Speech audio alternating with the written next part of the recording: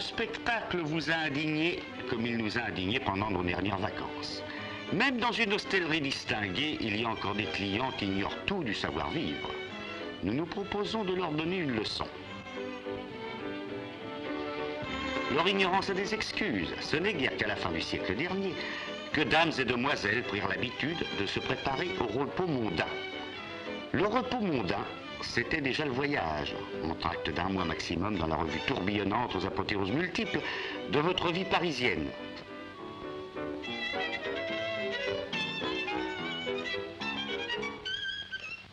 Cependant, le premier voyage, celui d'Adam chassé du paradis, ne fut pas une partie de plaisir, puisque le voyageur fut contraint d'y trimballer une femme. Homère, dans un reportage demeuré fameux, l'Odyssée, a conté les mésaventures d'un touriste de l'époque, Ulysse. En ce temps-là, le développement des croisières était entravé par la présence d'escouades de sirènes, qui, comme vous pouvez le constater, ne sont point des femmes poissons, mais bien plutôt des femmes oiseaux.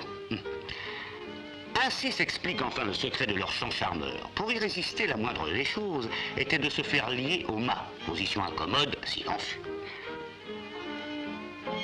N'insistons pas sur les circonstances pénibles de la fuite en Égypte. Venons-en plutôt au cas de l'homme au corps, Roland. Son goût des voyages le conduisit, avec quelques autres casse-cous, au sortir de la vallée de Roncevaux.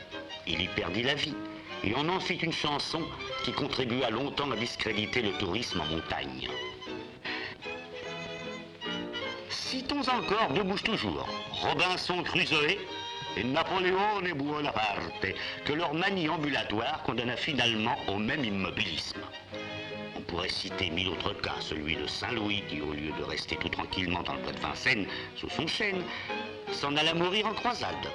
Bayard, Turenne et Monsieur de la Palisse trouvèrent la mort au cours de leur voyage batailleur. Et pouvait-on vraiment s'apitoyer sur le sort des naufragés de la Méduse, partis en exploration chez des gens qui ne les avaient même pas invités?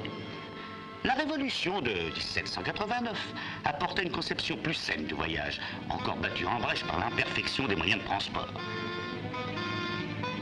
Écoutons plutôt les plaintes d'un itinérant sur le débat. Reviens à toi, tendre épouse. Adieu, enfant adoré. Recevez tous ma bénédiction. Ah, voici la vapeur.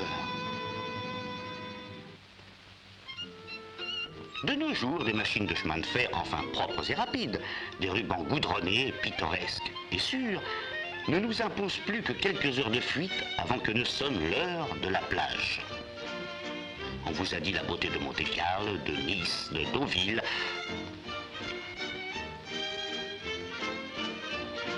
Le poète a chanté en termes lyriques la joie de vivre dans le nomade isolement des grèves, ou bien au sein de la douce joliesse de ces paysages de chez nous qui semblent échapper au pinceau d'un bonnat. La perplexité de la Parisienne d'il y a 50 ans commençait à cet instant. Le grand prix couru, dans le suggestif déshabillé de l'intimité, elle préparait malles et valises. Elle disposait avec art ces mille riens qui sont comme les enfants gâtés de sa grâce. Puis elle se reposait en une rêverie très floue et un peu inquiète. Qu'avait-on fait pour rendre supportable cette plate et monotone toile de fond qui borde nos côtes? À peu près rien, constatait-elle désolée. Ses petits pieds tourmentés se tordaient sur les berges sales. Oh combien! Des petites bourgades tristes qui se succédaient le long du rivage. Ce n'étaient que vétustes bâtisses, branlantes, écrasées les unes contre les autres, ne livrant qu'un jour avare à des ruelles tortueuses, où une femme de bien se fut exposée aux plus fâcheuses rencontres. Dieu merci, depuis la naissance du tourisme balnéaire, un demi-siècle a passé. Ces mauvais lieux ont été transformés en villes de plaisir, gaies et riantes, où l'opulence le dispute au bon goût le plus sûr. Avec nous, admirez ces avenues droites, festonnées de verdure. C'est devant ce panorama de rêve que nos architectes les plus distingués se sont mis au travail. Un petit blâme en passant pour l'inopportune présence de ces vieilles pierres. Paris a sa cathédrale, Versailles a son château, nos grandes stations mondaines ont leur casino. N'égale-t-il pas, dans sa sereine majesté, nos plus luxueuses demeures? Malheureusement, ces croisés regardaient une usine affreuse.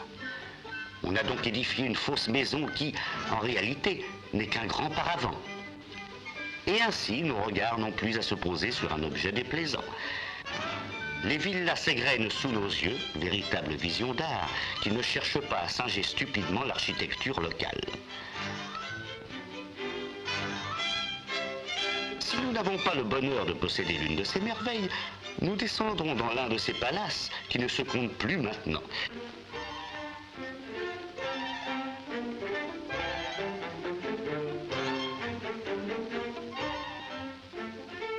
Dans ces villes neuves, tout spectacle est comme un cadeau du ciel, vernis encore luisant, peinture fraîche, et partout, partout de la poésie et des fleurs, encore des fleurs, et de mignonnes œuvrettes de poterie au-dessus de chaque fenêtre.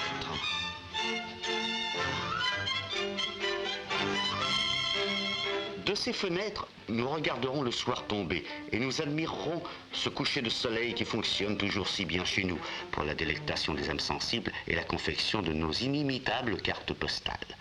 Nous aborderons maintenant la question du savoir passer ses vacances. Le soleil vient de se lever, imposons-nous l'entrave de ne pas agir en enfants ivres de liberté qui font l'école buissonnière. Non, vraiment, pas de sortie bucolique le matin.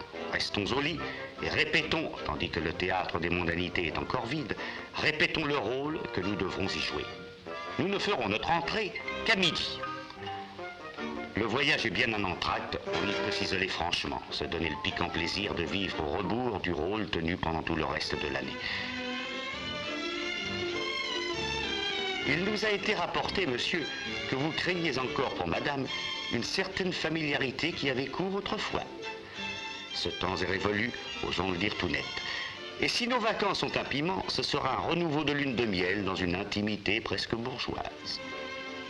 À 1 heure de relevé, armons-nous d'une inaltérable patience pendant nos séjours dans les rôtisseries hautement cotées qui seules doivent nous tenter.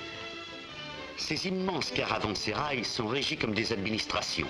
L'esprit qui y règne, avec ses lenteurs, ses minuties, est celui qui a fait la grandeur de nos institutions. Ne nous en plaignons pas, songeons plutôt aux obséquiosités empressées des hosteliers d'antan.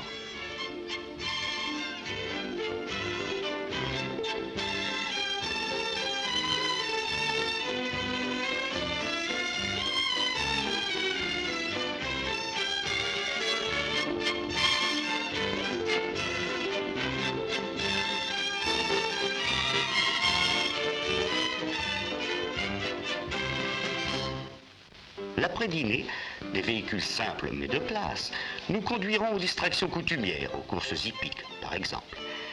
Ou, fidèles aux traditions héritées de vos charmantes grand-mères, vous goûterez, mesdames, loin de la piste malodorante, bien entendu, le modeste plaisir d'être belles et de le savoir.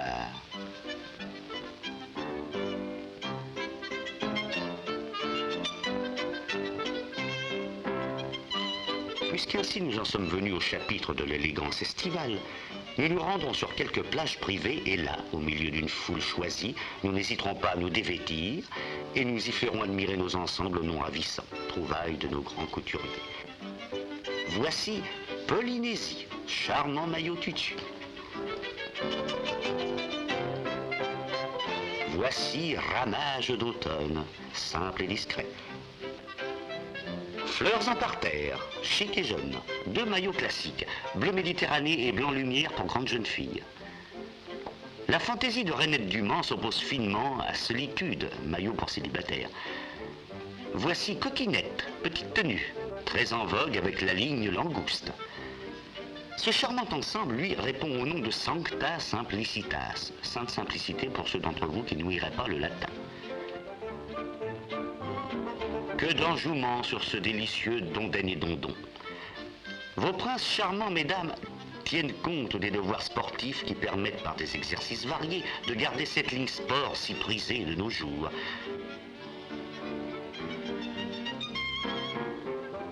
La ligne Tarzan conviendra à un très bel homme. Comme chez soi, tel peut être le titre de ce tableautin, ce sera le terme de notre propos. Nous jetterons encore en arrière un regard de pitié attendri sur les vacances d'hier. Jouant de l'ombrelle comme une Espagnole de l'éventail, la Parisienne cherchait à se protéger des regards grivois qui la suivaient de loin, même à la pêche à la crevette. Ce n'était qu'en sûreté et solitaire qu'elle s'étendait dans le charme d'une mignonne sirène, gamine et femme tout ensemble. Puis, cachée jusqu'au dernier moment dans une cabine roulante, elle en sortait pour le bain. Et aussitôt devait se défendre contre les attaques d'un galant. Sortie des flots, elle posait à la coquette ou à l'amoureuse. Puis, il retournait pour être de nouveau importuné. Ce n'était que seule, dans l'intimité de sa petite maisonnette, qu'elle pouvait réparer les désordres que la caresse un peu rude de la mer avait mise sur sa beauté.